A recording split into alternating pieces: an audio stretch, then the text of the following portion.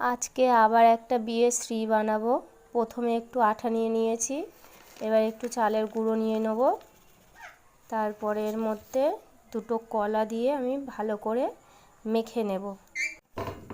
আটাটা আমি ভালো করে মাখিয়ে নিয়েছি। এবার কি কি কালার দেব সেগুলো মাখিয়ে নিতে হবে। কালারগুলো দিয়ে মেখে নিয়েছি, এবার শুরু করব। কুলোটা আমি বানিয়ে নিয়েছি। কুলোটা সম্পূর্ণ তৈরি হয়ে গেছে। প্রদীপ, কুলো আর ঘটিটা রেডি হয়ে গেছে। এবার আমি আমের পল্লবটা বানাবো।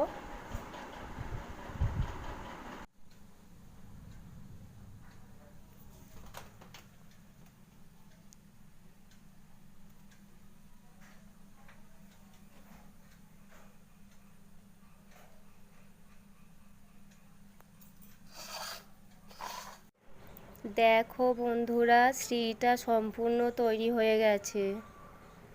কেমন লাগছে বলো।